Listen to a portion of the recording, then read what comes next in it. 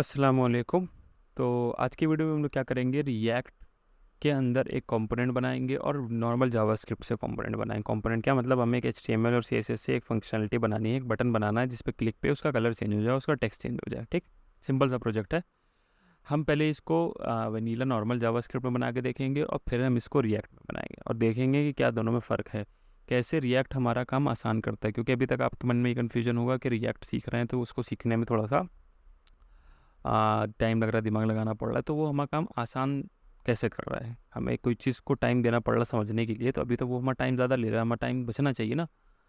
तो काम आसान हो जाए, टाइम बचे, ये कैसे पता चलेगा हमको। तो वो हमने ऐसे आपको पिछली बार बोला था कि बड़े प्रोजेक्ट जब होते हैं तब उसमें बहुत ज़्यादा दिखता है। अब ये तो बहुत छोटा सा है, एक बटन के क्लिक पे मुझे इसका टेक्स्ट बदलना है, लेकिन हाँ, इससे आपको थोड़ा बहुत अंदाज़ा लग जाएगा कि कैसे रिएक्ट में चीज़ें डिफरेंट हैं। ऐसे नॉर्मल जावास्क्रिप्ट में करते हैं तो कैसे रिएक्ट में, और आपको थोड़ा बहुत ये अंदाज़ा हो जाएगा कि हाँ अच्छा वो काम कैसे आसान करता है, टाइम कैसे बचाता है। तो देखिए, मैंने एक नॉर्मल एचटीएमएल सिंपल सा खोल रखा है, इसको लाइव सर्वर से इधर कर रखा है, अभी कुछ नहीं आ रहा है। ठीक, अब हम यहाँ सबसे पहले क्या करेंगे, एक बटन बनाएंगे, उसके बटन पे फिर हम लोग आगे उसका टेक्स्ट और उसका कलर चेंज करने की फंक्शनलिटी बनाएंगे नॉर्मल जावास्क्रिप्ट में। तो मैं बस पहले इसमें टेलविंड स्क्रिप्ट मैंने लगा ली ताकि हम लोग सीएसएस ना लिखनी पड़े, क्लासेस से काम हो जाए। उसके बाद हम क्या करेंगे, एक निम्बल सा डिप बनाएंगे, उसमें अपना flex justify content item center, ताकि हम कुछ भी जो इसके अंदर बनाए वो सेंटर में आए। उसके बाद हम एक डिप बनाएंगे जिसमें लिखेंगे इट्स ब्लू। जैसे ही आप सेव कर देंगे तो देखिए सेंटर में इट्स ब्लू आने लगा, लेकिन अभी ये बटन जैसा लग नहीं रहा है, तो इसको बटन जैसा बनाते हैं। उसके बाद हम ये सारी क्लासेस जो भी बटन की हैं, पैडिंग है हो गई, बैकग्राउंड कलर ब्लू हो गया, टेक्स्ट वाइट हो गया, ये सब जो मैं हमने लगा देंगे इसमें क्लास। तो जैसे ही करेंगे आप ये बटन जैसा दिखने लगेगा आपको। उसके बाद हम क्या करेंगे, अब यहाँ से शुरू होता है जावास्क्रिप्ट वाला फंक्शनलिटी वाला काम। ये तो एचटीएमएल का सीएसएस का काम हो गया। तो अब जावास्क्रिप्ट में अगर आपने नॉर्मल जावास्क्रिप्ट करी होगी तो इसमें हमें एक आईडी देनी पड़ती थी इसकी। ठीक, तो हमने आईडी दी है, जिससे हम इसको बाद में पकड़ेंगे, इसका चेंज करेंगे इसके अंदर की चीज़ें। उसके बाद हम क्या करेंगे, अब हमारा ये काम खत्म एचटीएमएल से। अब हम स्क्रिप्ट टैग खोल के अपनी जावास्क्रिप्ट लिखेंगे। तो हम एक स्क्रिप्ट टैग खोलेंगे, उसके अंदर हम सबसे पहले इस बटन का वेरिएबल बना के इसको पकड़ेंगे। ठीक, क्योंकि हमने आईडी इसकी कितनी दी है, बटन दिए ना, तो हमें इसको पकड़ना पड़ेगा आईडी से, ताकि हम इसमें कुछ चेंज कर पाए। सी से बदलनी है, इसमें टेक्स्ट बदलना है।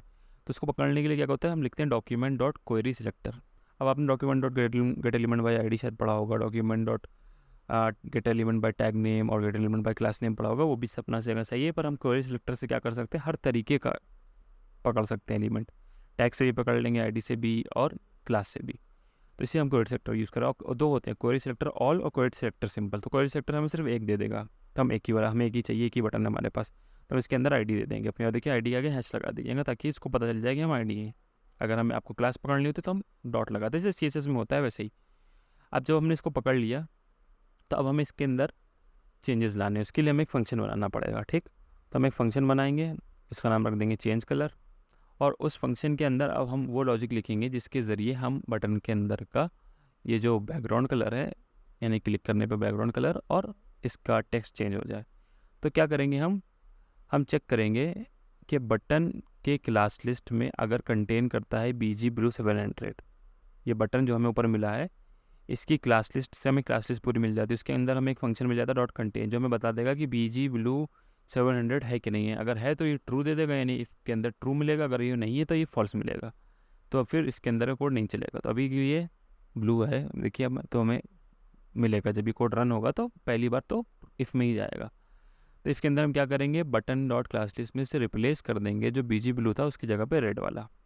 ठीक, और हम क्या करेंगे, क्योंकि ये ब्लू से रेड हो गए तो अब ये रेड हो गए, तो अब इट्स ब्लू की जगह पे अब इसको दिखना चाहिए इट्स रेड। तो हम इसका इनर HTML यानी कि टेक्स्ट भी बदल देंगे, बटन डॉट इनर HTML, और उसके अंदर जो डालेंगे वो इनर HTML में आ जाएगा। ठीक, अब इसी तरीके से जब आप क्लिक कर देंगे तो जाहिर सी बात है BG ब्लू से BG रेड हो चुका होगा, तो हमें फिर वापस से ब्लू करना है इसको। तो फिर हम एल्स कंडीशन लगाएंगे कि अगर BG ब्लू नहीं मौजूद है, यानी कि BG रेड मौजूद है, तो क्या करें, BG रेड को BG ब्लू में कन्वर्ट कर दे, यानी BG रेड को हटा के BG ब्लू आ जाए। रिप्लेस का मतलब क्या होता है कि पहली वाली चीज़ को ढूंढ के हटा के उसी जगह पे ये वाली कर देगा। ठीक, और फिर वापस से उसका टेक्स्ट इट्स ब्लू कर दे। लेकिन अभी फंक्शन हमने बनाया है, ये फंक्शन से क्लिक पे कैसे चलेगा, क्योंकि अभी हमने यहाँ क्लिक से रिलेटेड कुछ नहीं करा। अभी हमने बस आईडी दी, आईडी से पकड़ा, एक फंक्शन बनाया चेंज कलर नाम का, उसके अंदर हमने अपना लॉजिक लिख दिया। अब हम क्या करेंगे, एक बटन बनाएंगे, मतलब बटन सॉरी नहीं बनाएंगे, बटन के साथ इस फंक्शन को जोड़ेंगे। ठीक, ताकि बटन के क्लिक पे ही फंक्शन चले। तो उसको जोड़ने के लिए क्या तरीका है, button dot add event listener. ठीक, अब ये लिखना होता है हमें ऐड इवेंट। उसके बाद हमें बताना होता है कि हम क्या करना चाहते हैं, क्लिक करना चाहते हैं तो क्लिक का नाम लिखेंगे और उसके अंदर हम वो फंक्शन का नाम जो हम चलाना चाहते हैं, यानी कि क्लिक पे ये फंक्शन चले, किसके, बटन के। तो ये पूरी लाइन आपको समझा रही है कि बटन के अंदर एक ऐड इवेंट लिस्नर लगाना है हमको, जो क्लिक का ध्यान रखेगा और जब भी क्लिक होगा तो ये फंक्शन कॉल करेगा। ठीक, सिंपल है। हम इसको सेव करते हैं। अब आगे हम लोग टेस्ट करते हैं। देखिए मैंने क्लिक किया, ये रेड हो गया क्योंकि क्लास चेंज करी और इसका टेक्स्ट चेंज हो गया। फिर हम दोबारा क्लिक करेंगे तो अब की बार क्योंकि फंक्शन फिर से कॉल हुआ, क्योंकि अब ब्लू नहीं था तो भी एल्स में गया होगा, और एल्स के अंदर गया तो उसने रेड को वापस से ब्लू कर दिया और टेक्स्ट को वापस से ब्लू कर दिया। फिर वापस क्लिक करेंगे तो फिर ये इसमें आएगा और ऐसी ये चीज़ होती चली जाएगी। तो आपने देखा कि ये चीज़ को हमने वनीला जावास्क्रिप्ट से कैसे किया, लेकिन सवाल ये यहाँ तक नहीं है। अब आपको ऐसे 10 बटन बनाने हैं तो आप कैसे बनाएंगे? तो आप क्या करेंगे, आप इसको उठाएंगे यहाँ से, आप फिर यहाँ नीचे कॉपी मारेंगे पूरा, फिर इसकी आईडी देंगे 2, फिर आप यहाँ पे देंगे इसको 2, फिर इसको भी देंगे 2, फिर आप एक और फंक्शन बनाएंगे। ठीक, और फिर आपको इधर पर 2 हर जगह लिखना पड़ेगा। ठीक, इसको भी 2 देना पड़ेगा ताकि भाई आपको नए के लिए बना रहे हैं तो नया सब कुछ लिखना पड़ता है। इसको देंगे 2 और इसका फंक्शन का नाम भी 2 है। ठीक, अब आपको इतना पूरा कोड दोबारा लिखना पड़ा। अब आपका ये देखिए ये भी दोनों अलग अलग चल रहे हैं। अच्छा, एक जगह हमने 2 नहीं लिखा, ये है। ठीक, अब देखिए ये भी अपना चल रहा है, ये भी अपना चल रहा है। इसी तरीके से आपको जितने बनाने पड़ेंगे उतनी बार आपको पूरे HTML और PHP से पूरी जावास्क्रिप्ट दोबारा कॉपी करनी पड़ जाएगी। और ये जो है मतलब आपके लिए 10 बार आपको करना पड़ेगा। कितना कोड बड़ा हो जाएगा, कितना कोड गंदा हो जाएगा। अब रिएक्ट इसको बनाने की कोशिश करते हैं।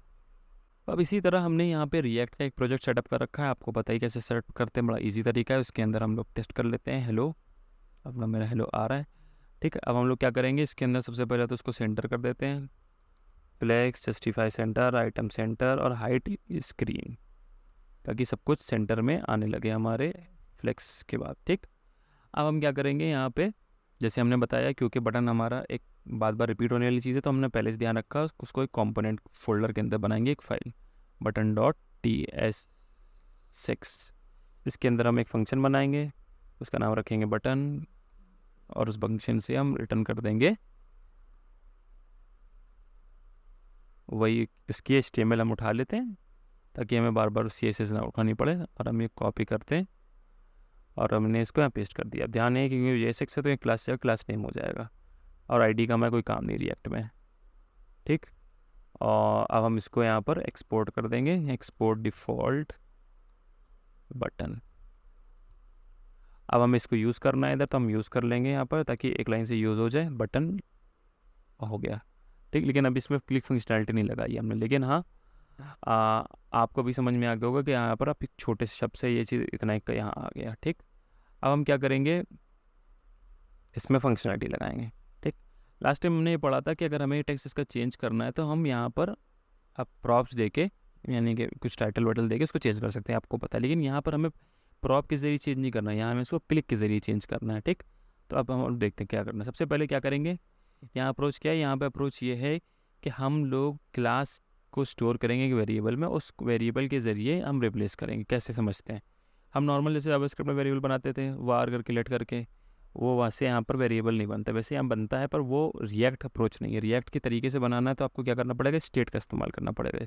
एक होता है इसमें यूज स्टेट, देखिए ये इंपोर्ट हो गई यूज स्टेट। अब हमें यूज स्टेट की स्निपेट के तरीके से समझाते हैं। देखिए इसमें क्या होता है, हम जब भी कोई वेरिएबल बनाते हैं उसमें हमें उसका नाम देना पड़ता है। हमें नाम दे दिया था कलर और इधर पर उसकी वैल्यू देनी पड़ती है। जैसे नॉर्मल वेरिएबल में होता है, तब फ़र्क इधर पर क्या है कि आपको, पहले मैं क्लास दे दूँ फिर आपको समझाता हूँ।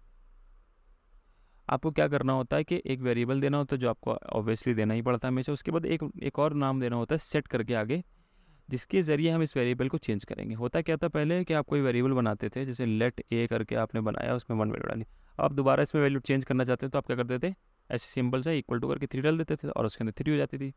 लेकिन इधर क्या है, इधर आपको 2 अलग अलग वेरिएबल लेने पड़ते हैं। एक है खाली रीड करने के लिए, एक है राइट करने के लिए। यानी एक है आपका खाली दिखाने के लिए और एक होता है इसको सेट करने के लिए। इसी इसका नाम क्या है, सेट है। और बाय डिफ़ॉल्ट जो वैल्यू देनी है आपको वो आपने दे दी तो वो ऑटोमेटिक इसके अंदर है।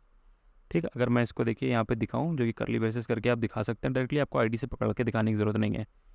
तो देखिए ऑटोमेटिकली यहाँ पर वो वैल्यू आ रही है जो पहले से सेट है, पर हमें ये यहाँ नहीं दिखाना, हमें तो ये क्लास में दिखाना है। पर तो दिखाते हैं इसको क्लास में।